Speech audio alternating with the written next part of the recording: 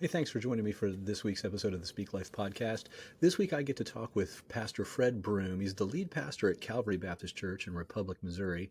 And we're going to talk through some issues connected to working with multiple staff, the value of visitation, among some other topics.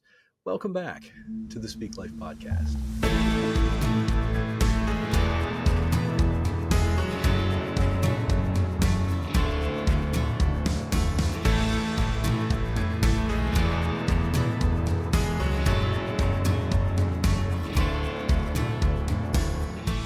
Welcome back for another episode of the Speak Life podcast. This week, I'm blessed to have Fred Broome with me. He's the lead pastor at Calvary Baptist Church in Republic, Missouri. Fred, how are you doing this morning? I'm doing well. Thanks for having me.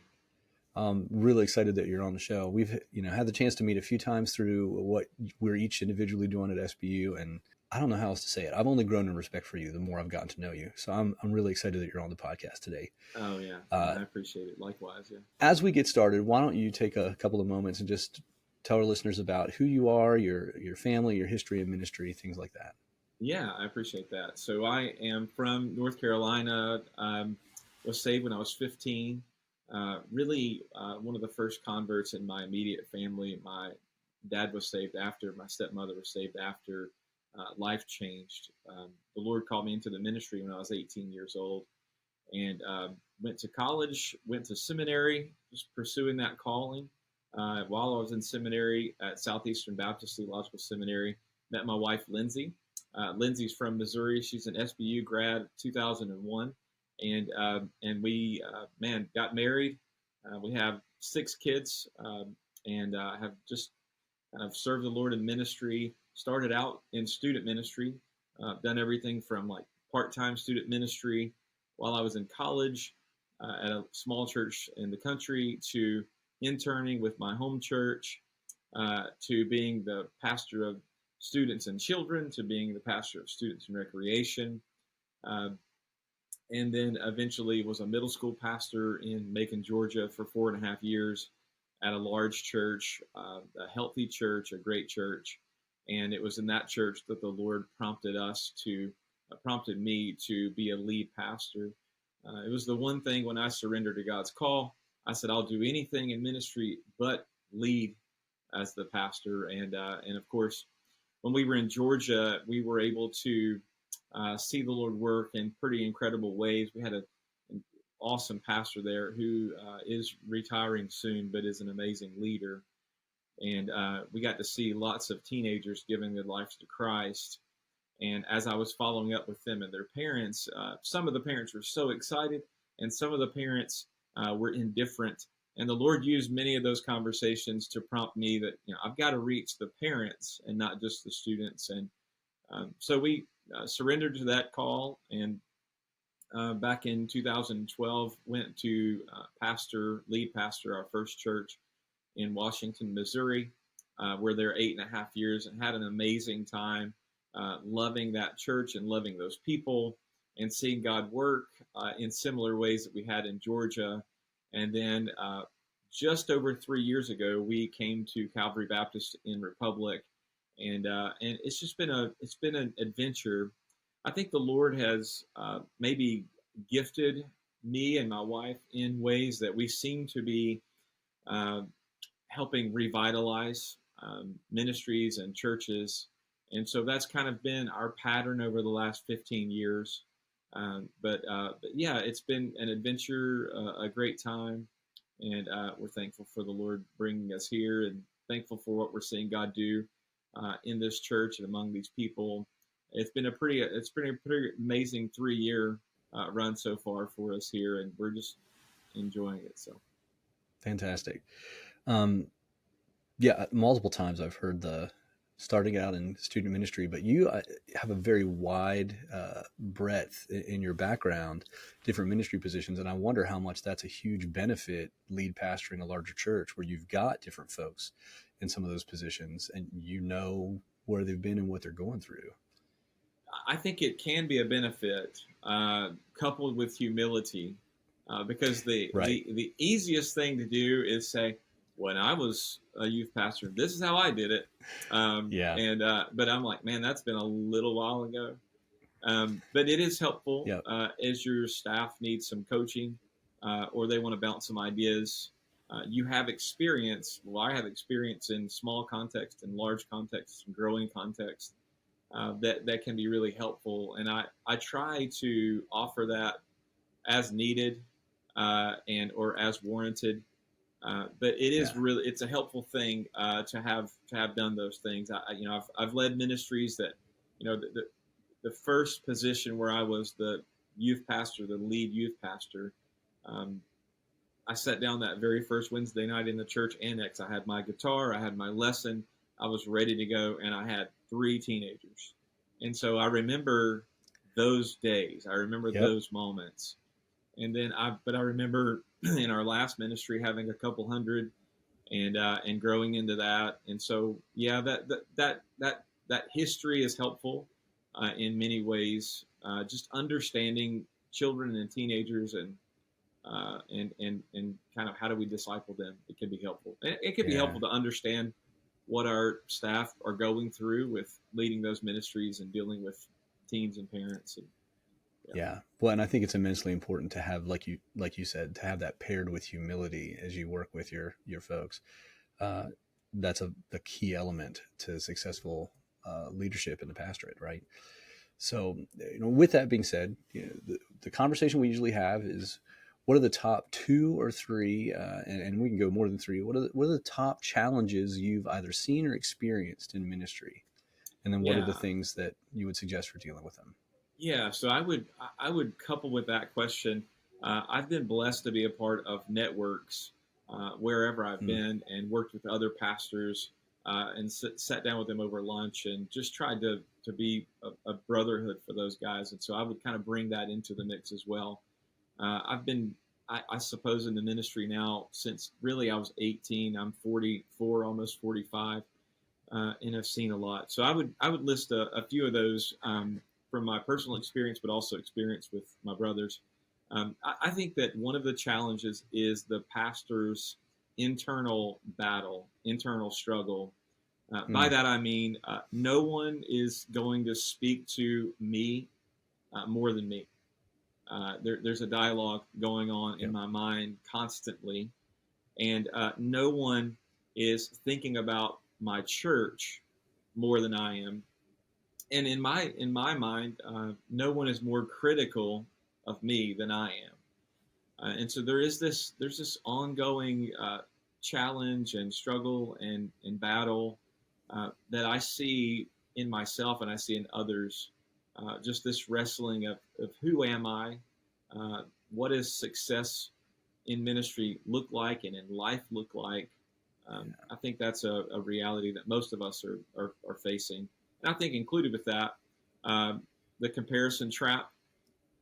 It could be Mm, just listening to other pastors. It could be through social media. Just the struggle with who you are in Christ and in your calling and in your giftedness and who God has made you to be. Sometimes that can be frustrating, but I think embracing those things is a helpful way forward. So that's one of those things I see constantly. yeah, and I definitely would echo. I've seen, well, a couple of things that go along with that. One, the idea of those internal battles.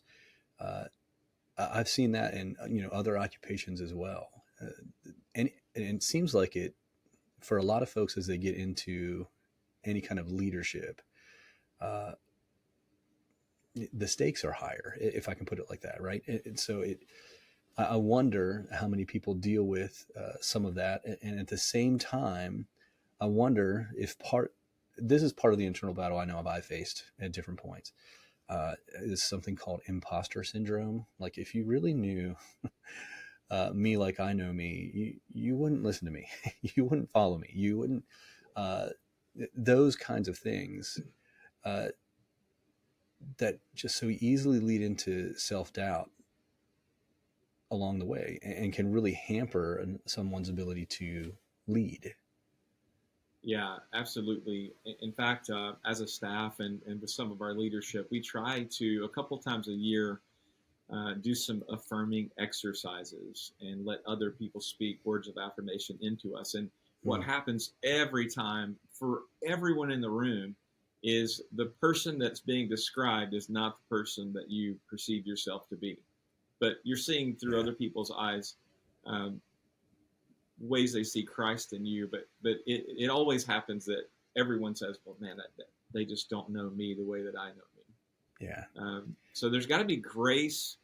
Um, I think for ourselves, we've got to have some grace and some humility, um, and to not be so hard on ourselves, and to Yeah. fall into that comparison. I found, I think for me, when I became a pastor, that it took me about 3 years to figure out who I was as a preacher and who I was as a leader, and I just needed to give myself some time to explore that.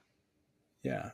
Yeah. And grace being part of that, right? I mean, the grace to give yourself time, permission to not be at the top of your game from day one as you're figuring it out who you are and how God's using you in that particular place. Yeah. So, okay. So internal battles Yeah. is one of the big ones. What else? Yeah. I think pace of ministry is Hmm. what guys get caught up in, and I think that comes about in several different ways. Um, I think ministry seems to it seems that there are two types of people that enter ministry: the workaholic and the person that doesn't want to work quite as much. There aren't a lot of guys that I've seen that are balanced and that have a good balance, work life balance in Yeah. the middle. But pace of ministry also meaning the speed of the church. I don't mean numerical growth. I just mean growth, spiritual growth. I was Yeah. at a conference years ago, and I so appreciated Mark Dever as I was beginning ministry. Mark Dever preaching a sermon saying the ministry is a slow work, Mm. and understand the slowness of the ministry. And I so needed to hear that. I don't know if there's anyone listening out there that just needs to hear ministry is a slow work of God on God's people. And Yeah. sometimes that pace can be frustrating and people can be frustrating, but that's ministry. Yep. It's a slow, I think about my own life, my sanctification, it seems as a slow work of God's patience and God's conviction. And if I were the Lord, I'd be very frustrated with me. But ministry, the pace of ministry can be taxing. I think included with that, um, in my life, there have been the two most difficult times in my life and ministry are when the church is struggling or Mm-hmm. when the church is thriving. The Yeah. difficult part is that it's rarely in the middle. So, pace. Yeah. Yeah. That idea of it's in the middle so we can just kind of coast.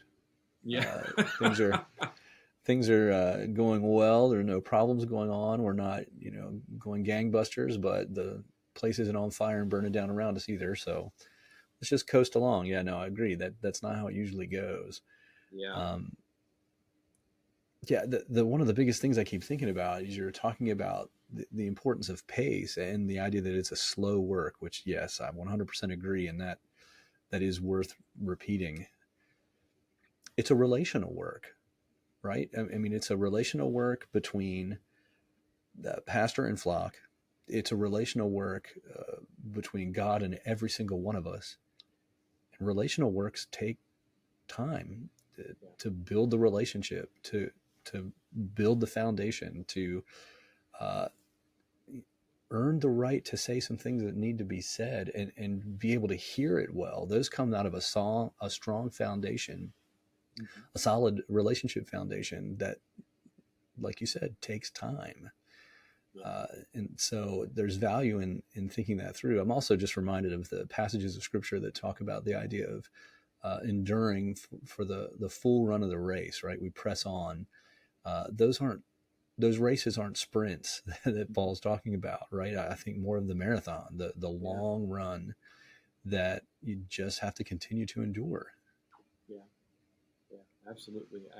And I think it, coupled with shepherding the flock among you, not under out of compulsion. I think the slow work of the ministry means that you are spending time with your people, Yeah. and you know where they are, and you're patiently helping them follow Jesus. I think that there is in the cohorts that I've been in, there seems to be among maybe some younger pastors this idea that people just don't want you to visit with them. Hmm. They're too busy. And I've just seen in my own life and ministry some of the most fruitful times were sitting in someone's house and just loving on them and getting to know them for no reason besides just I'm your pastor and I'd Yeah. like to get to know you. But that's a slow work. Yep. It's a methodical work. It doesn't happen accidentally, but it gives you insight into the hearts of your people. So if you're coming from a seminary and you're ready to talk with them about the debate over, Calvinism and Arminianism, and you spend time in their home and you realize they've never opened their Bible, or they have other questions about the Scripture, it's just helpful to get your bearings on where your people are. Yeah. And so, but it takes an intentionality in spending time with people, and there's a blessing there. I mean, there's a joy there. Hospital visits, I mean, just being with your people helps you know the pace, and helps you to relax in the middle of whatever that pace is. Yeah. I mean, it's doing life together in a lot of ways, right? As you're doing life with them, as you're uh, staying connected, walking through, bountiful times and barren times, trials and triumphs. When you're walking through life with your folks, you continue to build that relationship and grow those opportunities to get to know them and to share with them and to pour into Yeah, them. So, yeah, I don't see how I don't know how it cannot be a slow work. yeah, yeah, absolutely.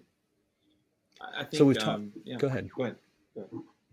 Well, I was going to transition to a different topic. So if you Go want to for it, stick man. with this, well, I was just going to say that, we've talked about internal battles and we've talked about the idea of the pace of ministry. You started to transition there also into shepherding your flock. Yeah, And, and, yeah, and those really kind of go hand in hand with the pace of ministry and shepherding your flock. yeah, yeah. And I would couple the shepherding your flock with developing a schedule, because those two things are one is vital to the other. Um, so I would say when I became a young 32-year-old pastor of a church of 100 in Washington, Missouri, my wise pastor from Georgia, Tim McCoy, Mm. from Ingleside Baptist, gave me advice. He says, you need to get into every senior adult's home as quickly as you can. And so I took that advice and I did. I learned a lot about ministry.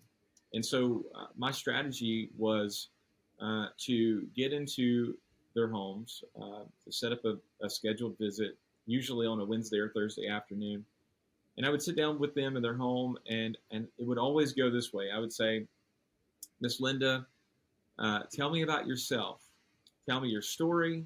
Where were you born? Where were you raised? How did you meet the Lord?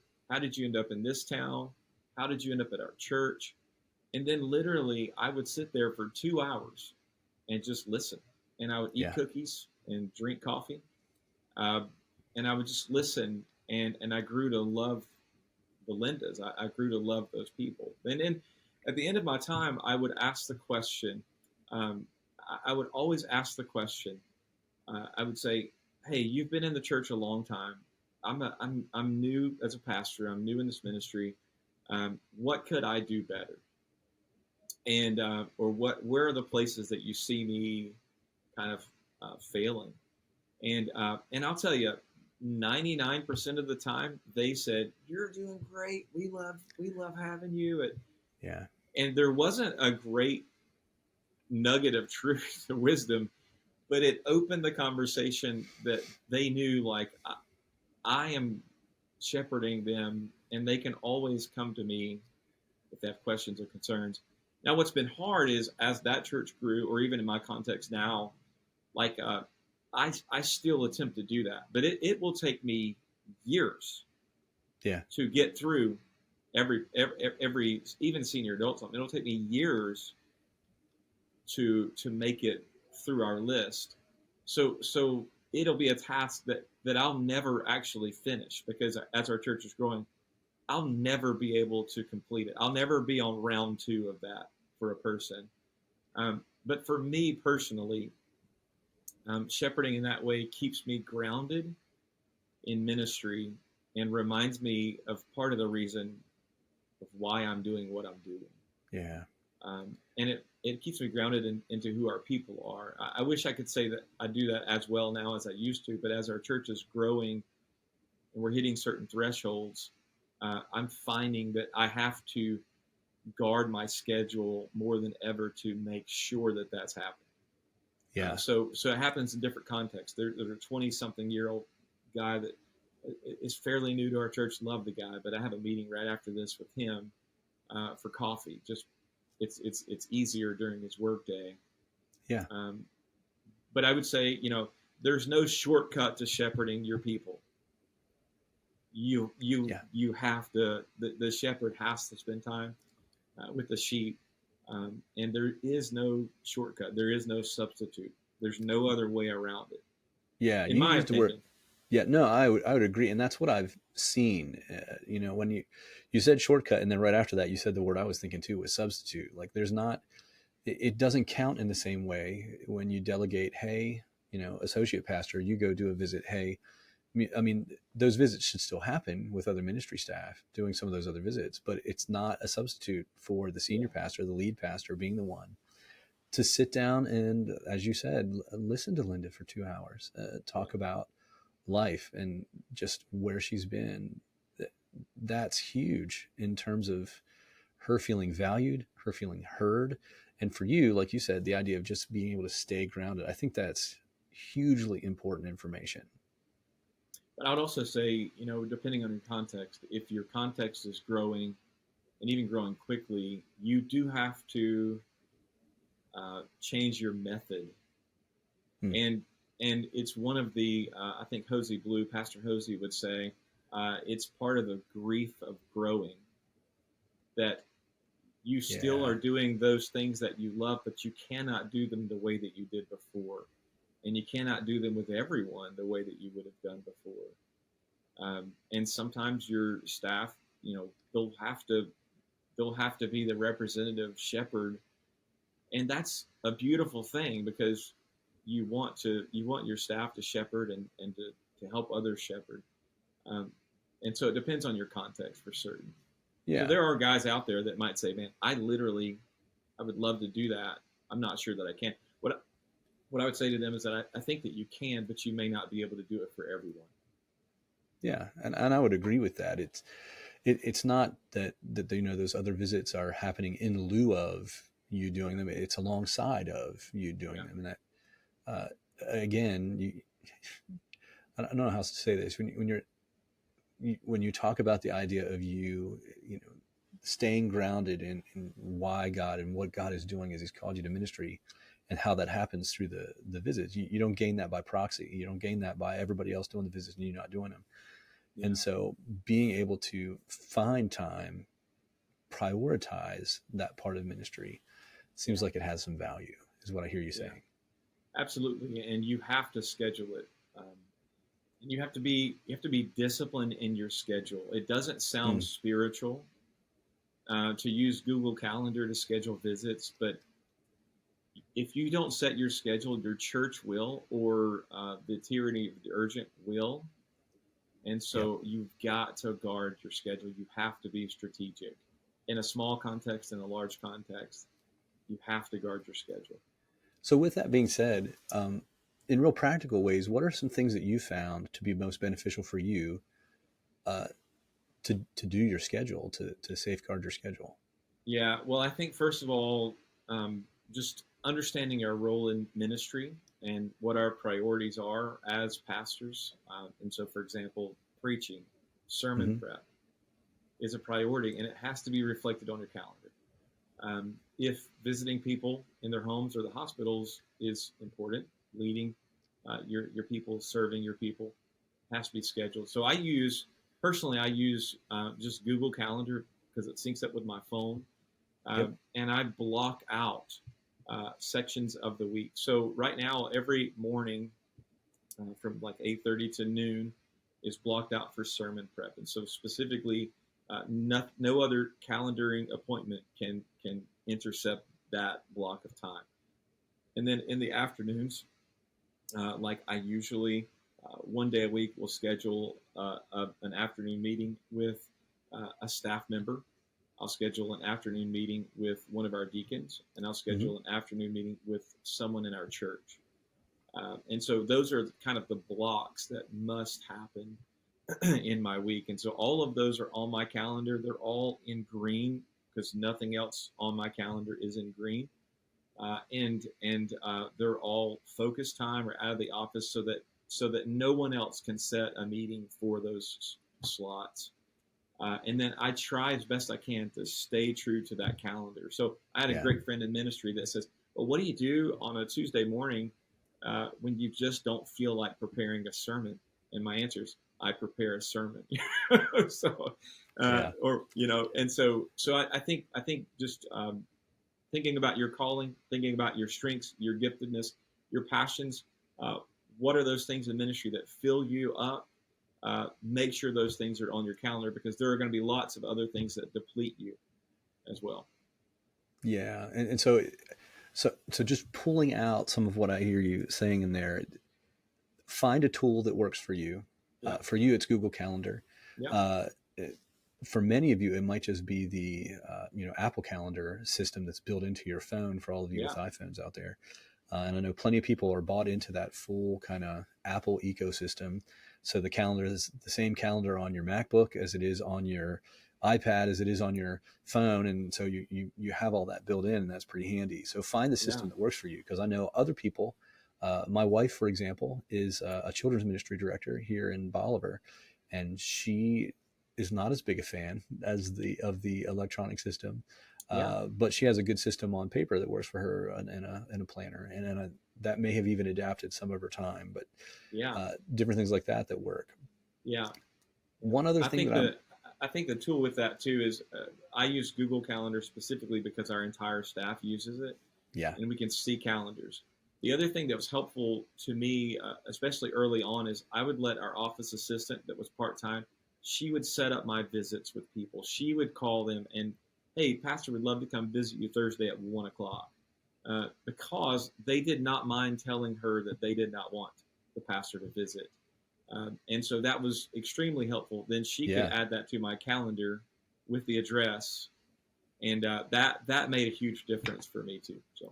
So there's two things that I want to say there. One, if you're in a situation in your church where you have a secretary and you can give them some control over your calendar to say, hey, as people call in and want to schedule a visit, as a couple calls in and they want to talk about getting married and premarital counseling, here are the blocks every day that you have free reign. Schedule what you need to schedule in advance, and then again, it pops up on the phone with a reminder, so and so you have it all set up. For any of you out there who are listening who don't have a secretary, maybe you're flying solo in your church and you don't have that. So there are two different websites I want to tell you about, both of which you can use totally for free, that you could just post a link out there and it will allow people to schedule themselves into your calendar during the times that you allow. One of them is called Calendly. The other one, this is the one I like a little bit better, is called youcanbookme.com. And basically it'll link right up with, if you like, Microsoft email or Google email and the calendars that go along with each of those. It works with either one of them. It's totally free, and it allows you to set up meetings where somebody could schedule a 30-minute sit down with you or an hour sit down with you, however you want to set that up. And it'll just send it right to your calendar. It'll send you an email letting you know, hey, somebody scheduled an appointment.